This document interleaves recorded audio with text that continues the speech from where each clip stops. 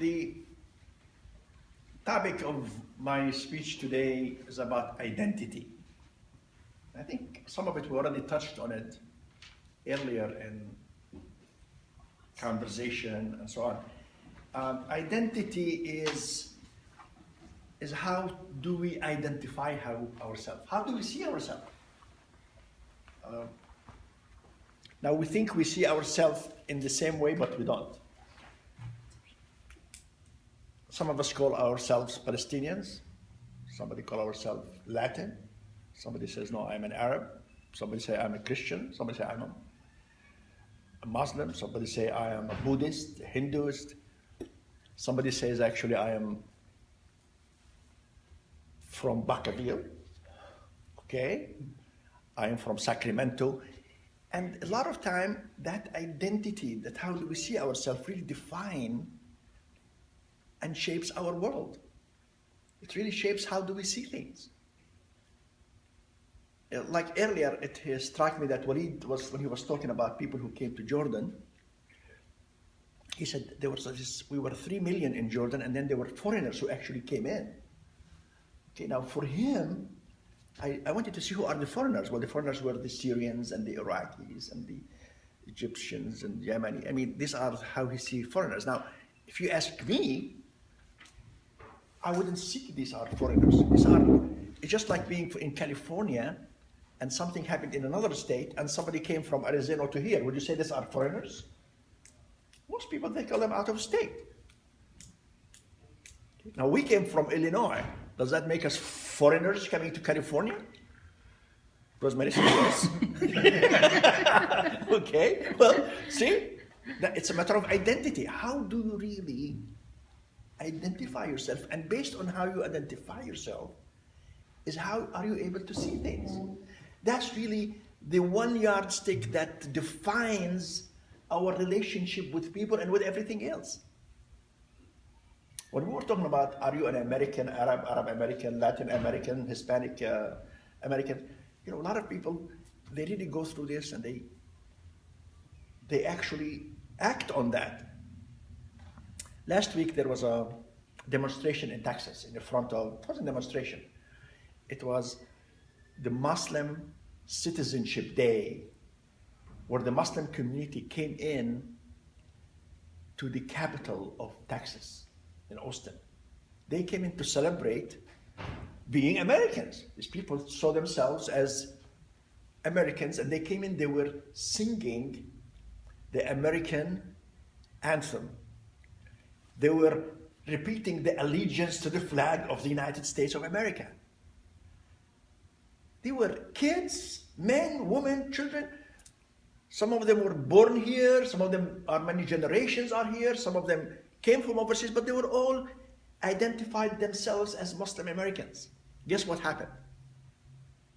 A lady came in and she took, there was a few demonstrators, and somebody came in and they took the microphone and she said, "You go home. Your God is not my God. You are not Americans." I mean, this is a true story. This was just last week. This wasn't in the past century, okay? So what does that tell us? It tells us that really some people don't really know who they are. They don't understand what does the word American mean. Well, we're Americans, you're not American. They don't even understand what God means. What does God mean to one person doesn't mean to the same thing to somebody else. So why is that? Because it's a confused identity. We live in a world of confused identity everywhere. It's a disease. That's what makes the human being's mind sick. That's where racism comes in. That's where divisions, that's where it comes in. Me is you and you is you, and we have no connections. You came from a different planet. If my identity is so narrow. So what is this? Where did this came from? It came from lack of understanding. For example, if you look today in the world, you find there's almost 5 kinds of people. First one, he says, my identity is my family. Shaib, what's your last name? Tamimi. Tamimi, okay, so Tamimi is a name, is a family. Actually, it's a large family in Palestine. I know they are in my town, in Hebron, in even some of them in Jordan. You know, they're everywhere. So if he think that he is a Tamimi, and some people think like that, you know, I'm a Tamimi, okay? I'm a Halawa, I am a Rojas, you know. Okay, everybody else outside of that is not really my family. I have nothing to do with them.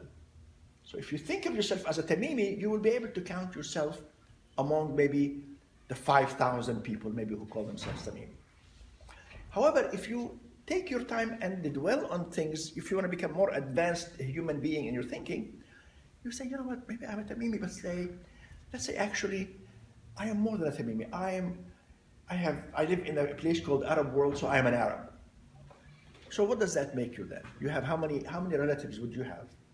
Maybe 300 million people, right? 300 million people who call themselves Arabs. So, you know, you go around and say, you know, I'm an Arab, okay?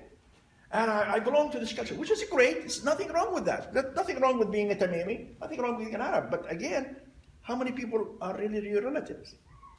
If you say, you know what, yes, I am an Arab, but of course, some Arabs are Muslims, some people are Christian. So I'm going to say I am an Arab Christian. Now you're counting yourself as how many Christians? 1 billion people, Christians, okay? Well, if you decide to say, oh, I am an Arab Muslim, well, you're again another 1.2 billion people, but you are rising higher. Now, if you at one point say, yes, of course I'm a Tamimi, I am an Arab, my religion is so and so, but really, deep inside me, there is something called Holy Land. Deep inside me, there is a heart. That's the same heart with everyone. And that heart is the creator. This is the creative energy where makes every human being on earth brothers. So you call yourself a human being. How many people are human beings living on earth?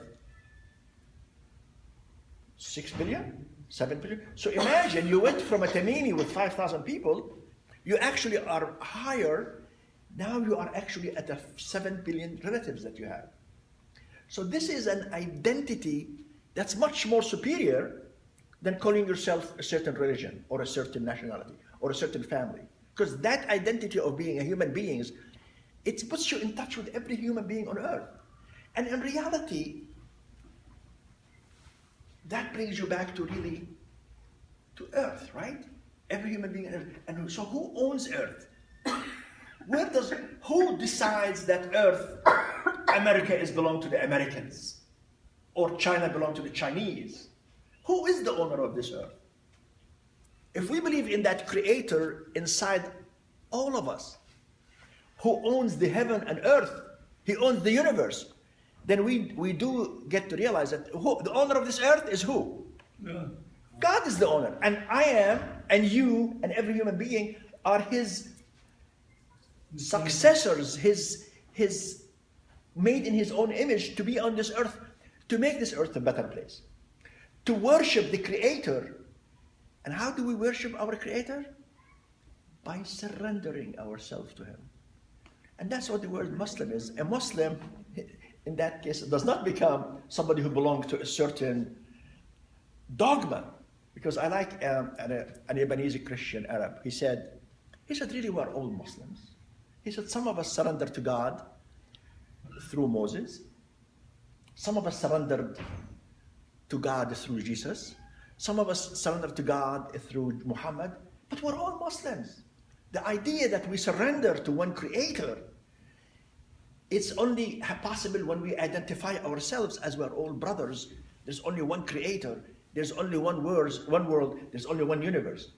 That is the highest form of identity that we can all should strive for, develop, and actually act like it. And in this world, none of us is a foreigner in this country. Guess what? We are not minorities, like what Rosemary said earlier. We're not I don't feel I'm a minority anywhere, because I understand who I am. I understand that what this world is all about and what this universe and our place in the universe. Madam Q Master.